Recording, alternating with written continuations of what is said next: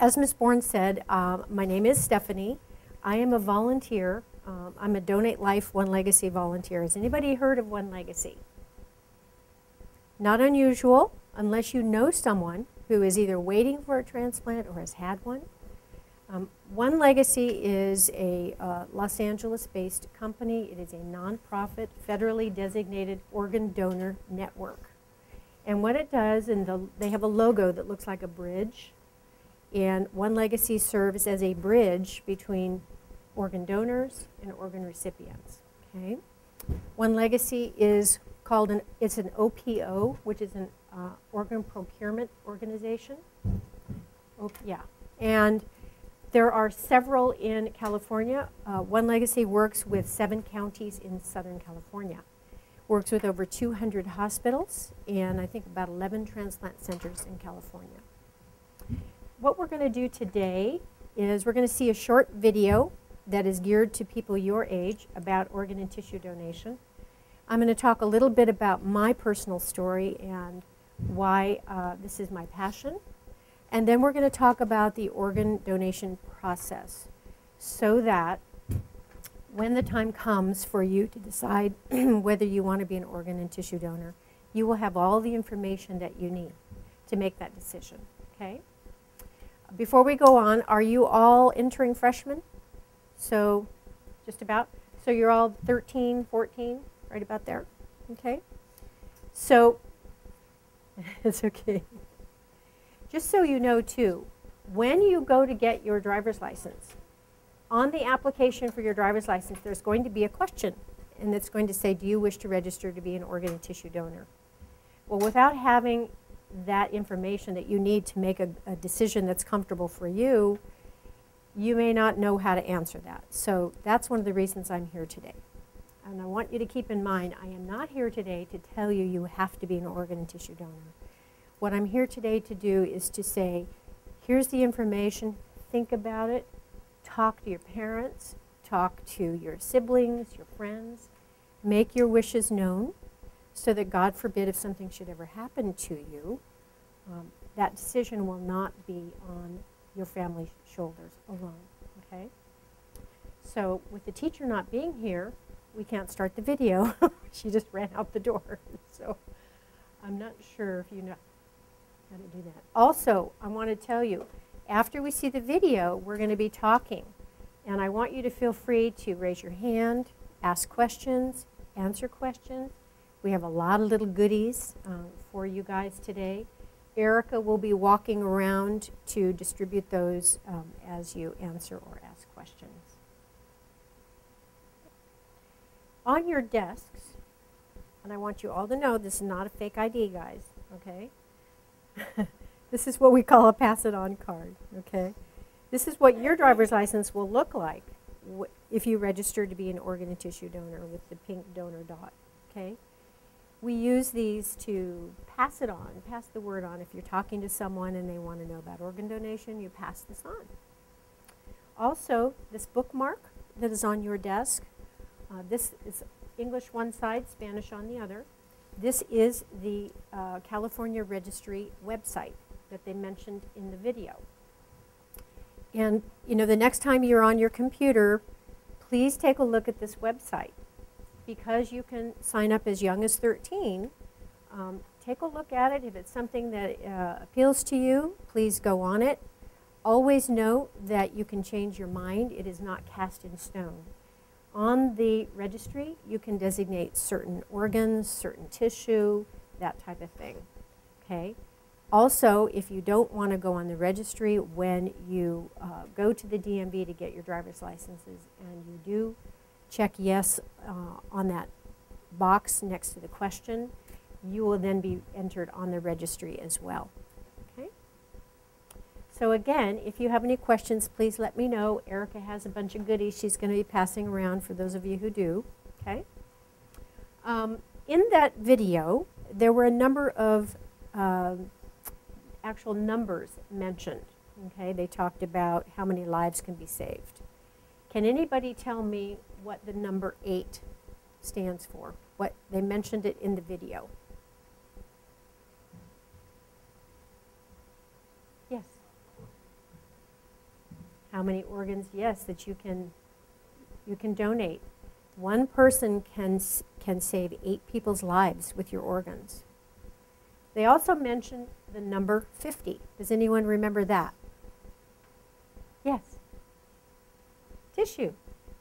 You can save and enhance 50 people's lives with just tissue. So think about this. We're in the day of recycling. What better thing can we do with our bodies when we don't need them anymore? One person can save 8 people's lives with just their organs and save and enhance 50 people's lives with tissue. Who can tell me what kind of tissue we can donate?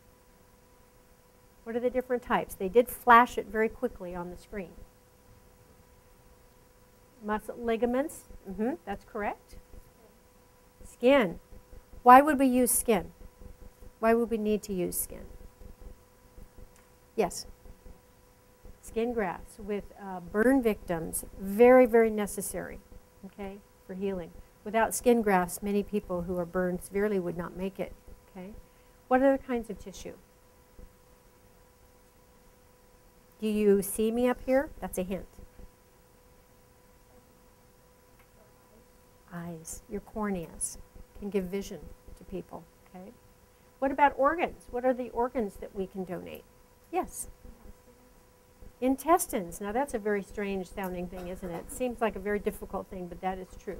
It's right here. Intestines. Yes. Liver.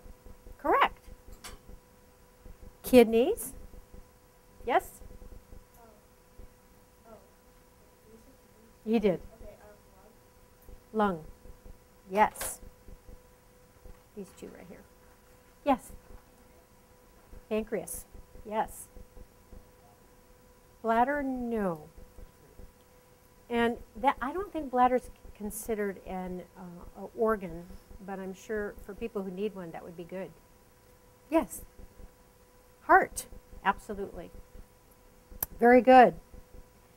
So you guys, I can tell you were really listening. You were really watching. I want to tell you a little bit about why I am here and why I do this. I have been personally touched by organ donation. And when I was probably about 6 years older than you all are now, one day I became instantly sick. I became so yellow like a lemon. Just like that. And I began itching 24 hours a day. Even when I was sleeping, I was itching. And that was when I was 20 years old. I was married by then. My husband and I were water skiing. And it was that quick. It just happened that fast. And I started getting sicker and sicker. And believe it or not, it took 10 years for the doctors to finally diagnose what was wrong with me. And as it turned out, I had been born with a disease, and it was called sclerosing cholangitis, where my biliary system was not working properly, and my liver was actually starting to shrivel, parts of it. And during that 10 years, I was getting sicker. I also had my 2 children during that 10 years, and they had never seen me with a normal colored skin or eyes. And for you girls who use eyeshadow, you know you try to match it and use the color. For me, it was hard. I was trying to match something with my greenish yellow eyes. Very difficult. All kinds of funny things. People would stare. We'd go to the market. I would, get questions. Sometimes people would just stare. And it was not an easy, comfortable thing, and my kids didn't really know what was going on. But also during that time, because my bile couldn't go through the regular process through the body, it was starting to seep out of my pores. And it was itching so badly, and my skin would literally peel off when I would scratch it. I was starting to fill up with fluid because your body is not processing properly with your liver. I looked like I was pregnant when I really wasn't. Short of breath, all the things that come with end-stage liver disease. When I was finally diagnosed, the good news is I was diagnosed. The bad news was that liver transplants were the only cure, and they were experimental. And so I was told I probably wouldn't live too much longer unless I could get some help from UCLA and have a surgery there. And luckily, Dr. Longmire, who's one of the founders of UCLA Medical Center, he actually, bless you, invented a surgery to keep me alive. And I used to have these tubes that were in my tummy here that I would irrigate every day with saline solution just to keep things moving. I had to take prednisone. The itching was so bad. All kinds of things, medication to try to help. And another 10 years went by. And finally, in 1990, UCLA was successful with liver transplants. And they had been doing them for about a year and a half. And the doctors told me that I was really sort of at the end of my line, didn't have much longer to live. So they put me on the national waiting list. And that list is maintained by UNOS, United Network of Organ Sharing. And everyone in the United States who needs an organ is on this list. And you're placed on this list according to where you live, what you need, your body size, your blood and tissue type, those types of things. And then you wait. And you know, your wait could be sometimes significant. During that time, and keep in mind this was 1990, transplants were still fairly new. They were being recognized by insurance companies finally. My wait was not that long. I ended up only waiting 12 weeks. But it was the hardest 12 weeks of my life because I knew I didn't have too much time after that. One afternoon, it was May 8th of 1990, I got a phone call at 2 in the afternoon, and I was actually going to go and watch my son play baseball. He was a sophomore in high school by that time, and my daughter was a senior. And he was going to play baseball that day, and I was going to go watch him. And then the transplant coordinator said, no, you need to come now. We're going to go get your liver. And so, of course, the first thought that comes to my mind is, oh my gosh, I wonder who my donor is.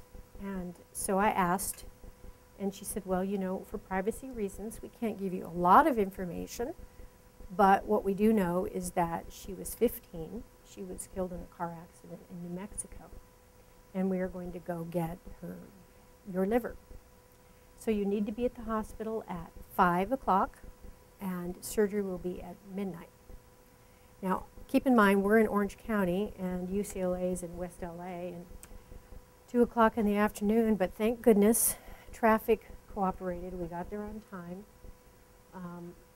When you are waiting for a transplant, they start doing IVs and filling you up with all types of anti-rejection medications so that you don't reject that new organ so badly that it's not going to work. They did all that, got to the hospital in time. Surgery was at midnight. 8 hours later, when I woke up, I had white eyes and pink skin for the first time in 20 years. And it was a miracle. My kids came in and went, wow, Mom, it's amazing. The first time they'd ever seen me that way. So without that gift of life, I would have been gone 22 years ago. I would not have been able to see my kids graduate from high school or go to college or get married or see my 5 grandchildren that I have now. So it really was a miracle. I'm very thankful to my donor family. The one thing that I am missing in my life right now is to actually meet my donor family. Sometimes donor families, for whatever reason, don't connect with the recipients, but many times they do. And I've met many, many donor families who say that meeting the recipients of their loved ones' organs is a very helpful thing for them. It helps them heal. They feel that their loved ones are still here for some, wherever they are, and it really helps them. So hopefully someday, I've been writing letters, and I'm going to cross my fingers that someday they'll want to talk to me. But that is my story, and it's I still can't believe it's been 22 years. Today, I only take one tiny little anti-rejection pill. The day I came home from the hospital, I had literally 2 bags this full of medication. Just about everybody who is an organ recipient rejects right away, but usually they can stop that. that happened to me, and ever since then, life's been wonderful. So, any questions that you have about my particular story? Yes. I have my new liver. See, inside, on the outside, I'm going to be 63 this year. On the inside, I'm only 35. So, not everyone can say that. Yes. With the bad liver? I'm not really sure about what hospitals do, but I would imagine they would, destroy it just like they do anything else. If they were to take out your appendix, wherever they put that appendix. I'm not sure exactly. Yes. Yes. Absolutely. Yeah, good question. No, you do not. My insurance, of course, paid for my transplant. For my organs never pay to be organ donors, okay? So that would be really, really hard. It would be very hard for organ donor families to do it, especially if they didn't have insurance. Yes? Probably not. Like my liver right now, I have so many adhesions, scar tissue around my liver, it probably would not be something that they would want to give someone else at this point. But I can donate other things that are still good, and my tissues and other organs and so on. Yes? Oh, I love this class. They're bringing all kinds of opportunities to talk. Her question was, can you only donate after you pass away? For the majority of people, that is true. Our registry has over 9 million people on it, and those people, their intention is to donate after they pass away. However, there are 3 instances where you can be a live donor. Can anybody tell me what you think you could donate live? Yes. Kidneys. 1, exactly. We have 2. You can live with 1, so you can donate 1. Bone marrow is really considered an organ, and I don't think it would be in the same context as this. But good thinking. Yes. Nope, that's a tissue. We're talking about live donation of organs. Yes. Pardon me? That is true. Partial lung. That is true. And then what else? This one is. You may not have heard this one. It's called a split liver, partial liver, okay? You'll be taking biology pretty soon, and you're going to learn that the liver is the only organ in your body that will regenerate if a piece of it is taken away. The liver is in 2 lobes. It's very large. It's about that big. And they've discovered they can take one of those lobes, they can transplant it into a recipient. And with a number of weeks, 6 to 8 weeks, 10 weeks, not only is the liver in the recipient, but also the donor is completely back to normal size. Okay? So that is something that they don't do it as often, but they are doing it and it's being successful. So that's a great question. Those are the instances when you can do live donation. Yes?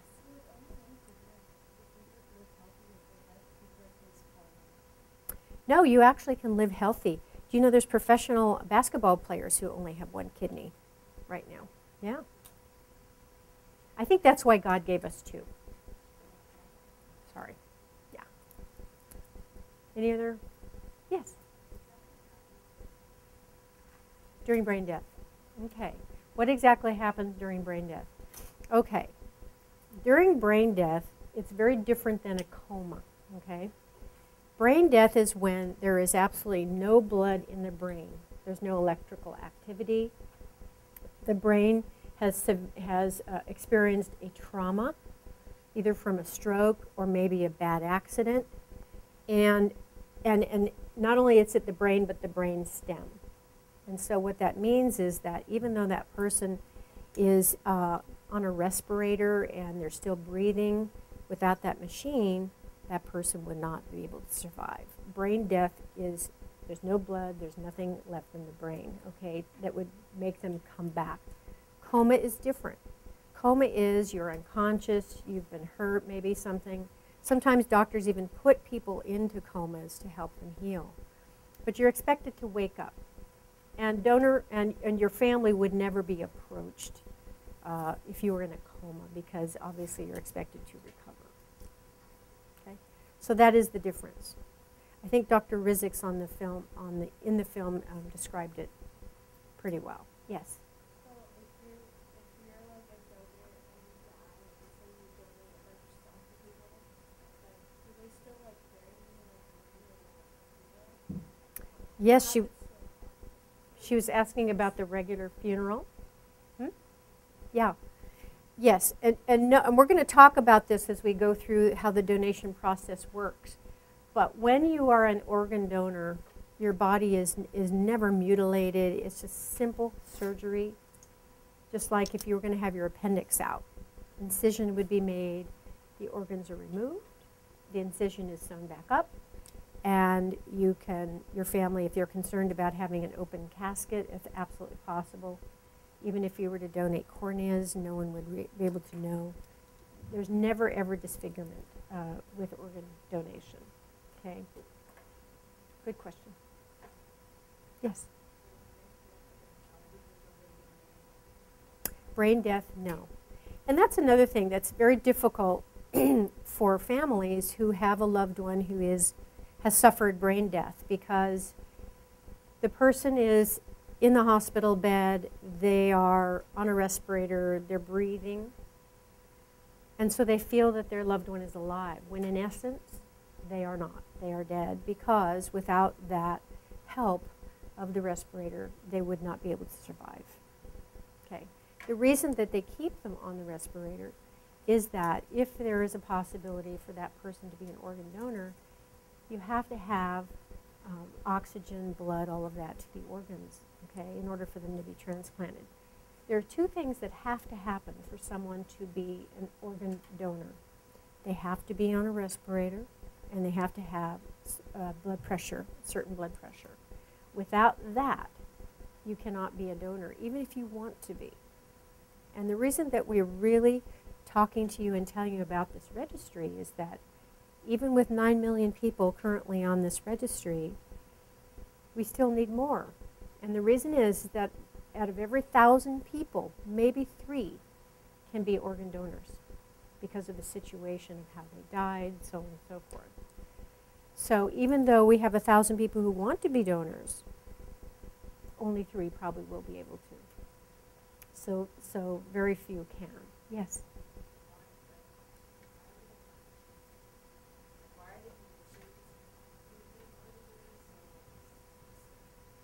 Why are the conditions so specific? Well, because why does it have to be so specific? It's because if you were waiting for an organ, you would want to make sure that you got a good one, and you got one that was in good condition, and it had been medically approved and so on. And without that, there would be a lot more people passing away from organs that aren't good matches. There's just something wrong. So, you know, they're very specific rules and conditions for that. Yes? I'm sorry, what was that? Yes. Can you choose which organ you donate? Yes, you can choose which. You can choose all, certain ones. Yes, you can be very specific. Yes.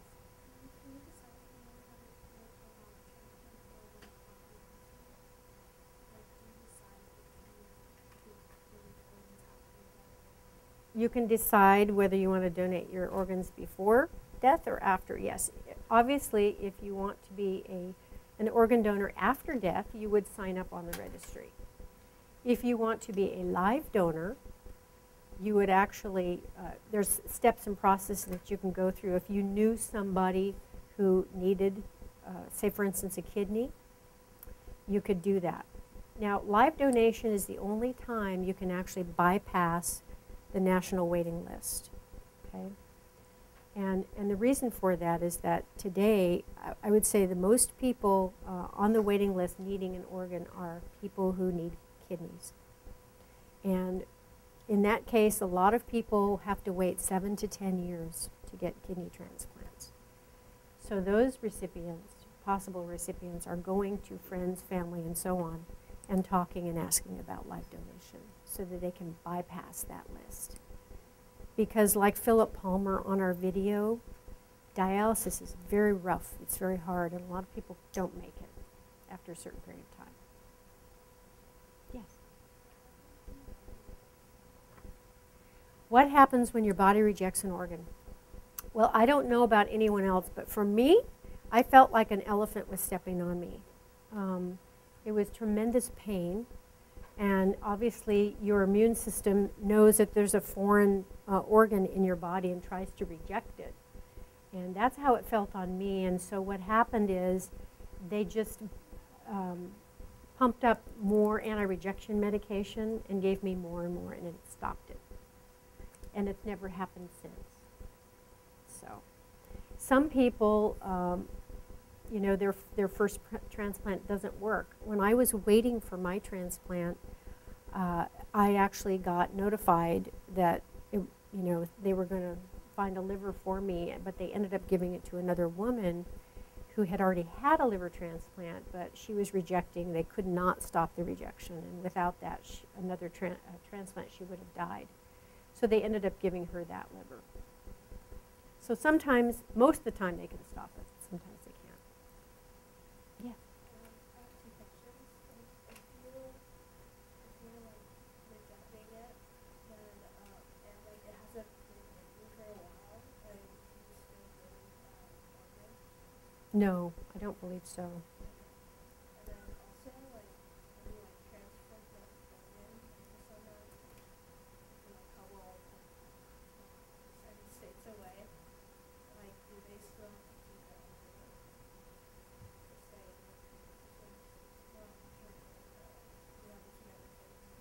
same? She was asking about transporting those. You know, for any of you who have seen TVs, movies for organ donation, what you've seen is actually true, the part about the little igloo cooler. When organs are recovered for transplantation, they are put in this fluid that keeps them and put in ice, and they're literally transported that way because you know, they have to keep them the right way. And I don't know exactly what that fluid is made of, but it keeps them from dying. And so that part is really true. Now, obviously, organs can't be outside of your body for very long. And so there's all kinds of different time periods. Like I have my little charts here to tell you. This is also in the teacher's guide. But, and you can, you know, feel free to take a look at this if you'd like after class. But for lungs, lungs can only be out of the body 4 to 6 hours before transplantation. So it's very quick. Kidneys are 48 to 72 hours. That's the longest. For the heart, I believe it's 12 to 24 hours. I'm sorry, that was the liver. For the heart is, where is it? 4 to 6 hours. Very short period of time as well. For the pancreas, it's 12 to 14, and for intestines, it's 6 to 8 hours. So you can see that a lot of this has to be done very quickly. Yes?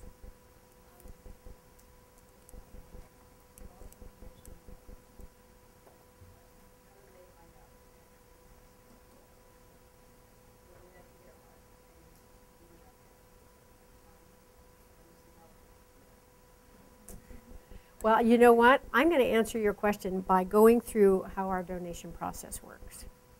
Okay? You hang on a second. Just real quick.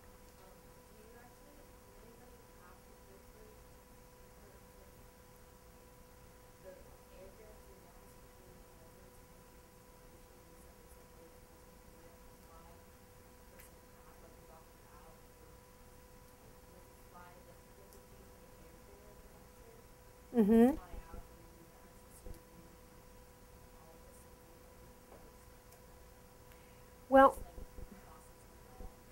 The organ donors don't pay for anything. The recipient pays for their own surgery. And I believe One Legacy picks up some of this if I'm not.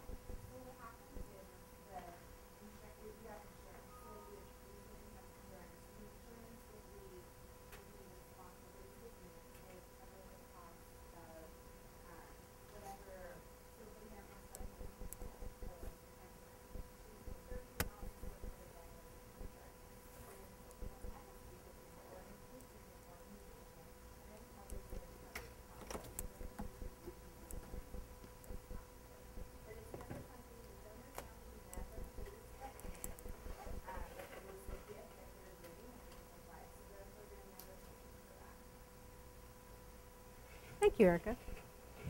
Now I want to go over the donation process so that you really understand how it works.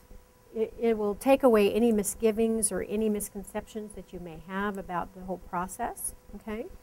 And there's several steps about the process, and the first one is life-saving efforts. What do you think that has to do with this whole thing?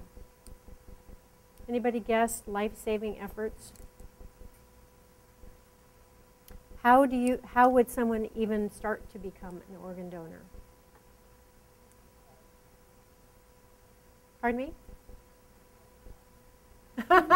They would have to die. However, say for instance, if they were in an accident. Okay, some people have said this to me. You know, if they know I'm an organ donor, they're not going to work as hard to save me. Which, if you think about it, is kind of silly. Because even in the movies, and they do get things wrong sometimes in the movies and TV, you will never see paramedics pull up to an accident scene and then stand there and wait until they figure out if someone's an organ donor. They don't care. That's not their job. Paramedics are there on the scene to help someone who's injured, get them stabilized, and get them to the hospital. Okay? That's their job. They don't really... The only time they'll probably look in someone's wallet is to find out what your name is so they can contact your family, okay? Even when you get to the hospital, the ER doctors don't care if you're an organ donor. They are there to give you emergency help. Has anybody ever been in the emergency room and for something that's not really, really serious, but you see someone pulled in and everybody's running because they're even maybe having a heart attack or whatever? And you'll see those doctors run and start, you know, taking care of that patient. That's what they're there for. That's why they become doctors, because they want to save someone's life, okay? So don't ever think because you may have a pink dot on your license or that you're on the registry that you would not be saved because you're an organ donor, okay? What happens is not everybody who's in an accident survives.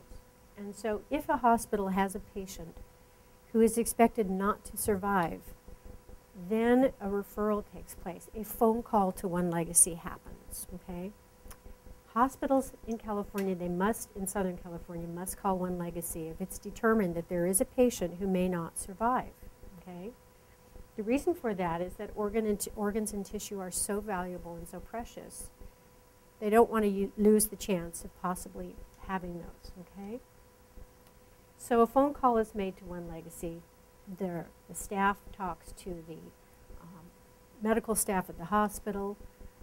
Sometimes questions are asked and answered, and it's determined maybe this person's not going to be a good donor. But in most cases, then the One Legacy staff will then go to the hospital. Once they get to the hospital, then that patient is evaluated for possible organ donation. They are evaluated and lots of testing happens. They do blood work, they do all kinds of tests. Can anybody tell me what medical condition would occur that would keep someone from being an organ donor?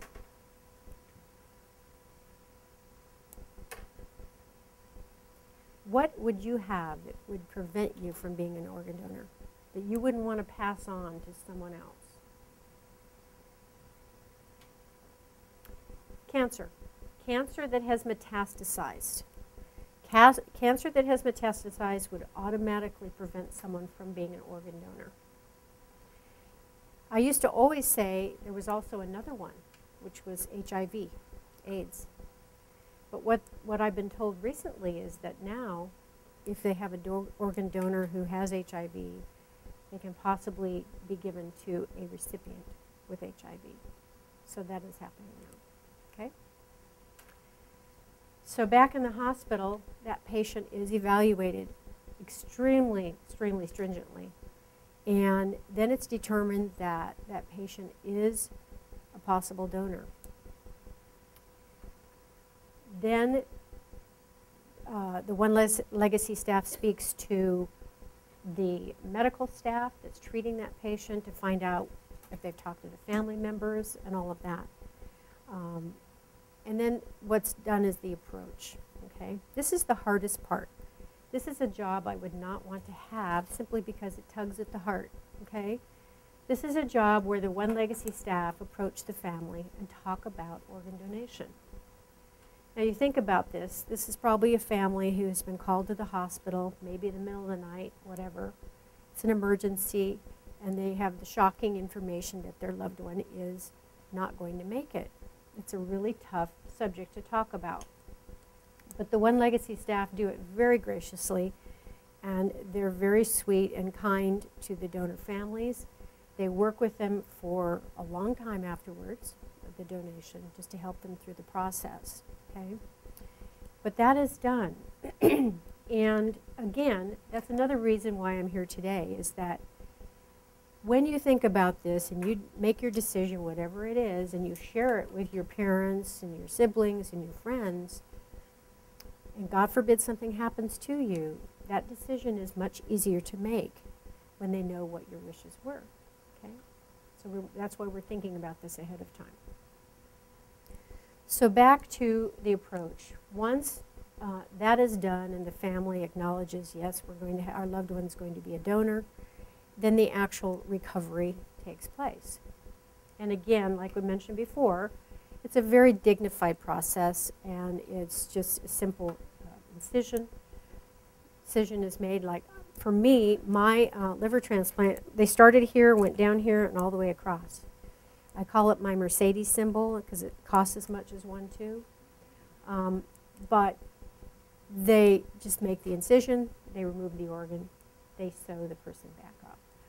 The person can have an open casket. It's, believe me, it's not disfiguring at all. And the family can proceed with any type of arrangements that they would like with their loved one's body. So that is the whole process. And the one thing I forgot to mention too, just before the recovery, is that once the family has acknowledged that their loved one is going to be the donor, then, of course, that's when UNOS starts getting busy and trying to match those organs with possible recipients. And you can imagine how quickly this has to happen because, as I already mentioned, in the short period of time, those organs can be outside of the body. And so all of those matches have to be made before the actual recovery can be done, okay? Any questions? Nope. You're stretching? Yes.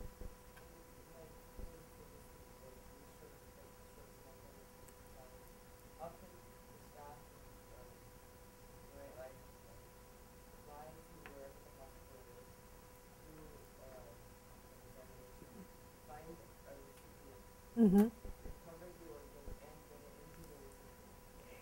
Well, remember, the evaluation is done way before the recovery, okay? So that's all cleared, okay? And then before the actual, before the transplant teams get on their airplanes or helicopters or whatever to go do the recovery, that's when UNOS is starting to match. What they do is they'll call all the transplant surgeons, and they'll say, you know, I have this liver and it's, you know, the blood type is A+, and this is the size of the donor, you know, do you have, how is your patient able to take this liver? Sometimes the transplant surgeons will say, yes, we'll get them ready. Sometimes they'll say, no, my patient has deteriorated to the point where it's too late. or my patient has improved, you know, or whatever the reason. And if they have to pass, then they call the next one. And my understanding is they only have 1 hour to make that decision. And so once all of the organs are placed, potentially, then the recovery happens. Okay? Yes? Is this the only organization that does This is not. This is the one that works in Southern California. And sorry. But there's other OPOs in California and other states as well. All of the states. Yes?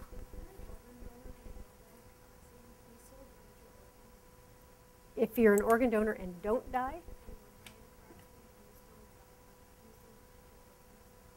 Yes, as long as, you know, during the evaluation process everything is good, sure. That's not the only way. Yeah, and just to add, so if you're in a car accident, you obviously can't donate organs then because you're not healthy. So you need to recover. But later on, if you want to be a living donor, which Stephanie talked about, blood thinking particles or liver, your kidney or part of your lung, then that's an opportunity for you to be a living donor. Otherwise, you do need to have passed away before you die. If you would be very dead and be on a ventilator, as well as have stabilized blood pressure in order to start the process of authorization. Yes? I'm sorry, what? Organ procurement organization? I think we are. One Legacy is in California. Yes?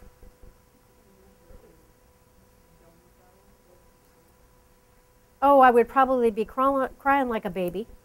And then I would say thank you.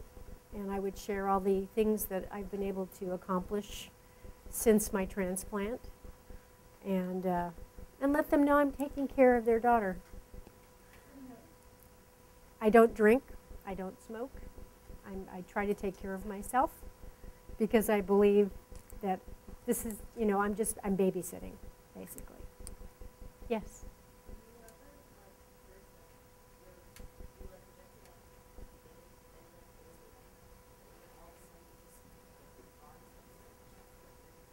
That can happen. Can you ever reject? Yes, that can happen. After time, for whatever reason, it can happen. So for any organ recipients, you know, every day is bonus for us. We never know what the next day will bring. So we just hope, you know, live a good life and take care. Anyway, our time is almost up, people, and thank you so much for being such good listeners and participants. And if you have any questions afterwards, you know, feel free to come up and ask. Okay? Thank you.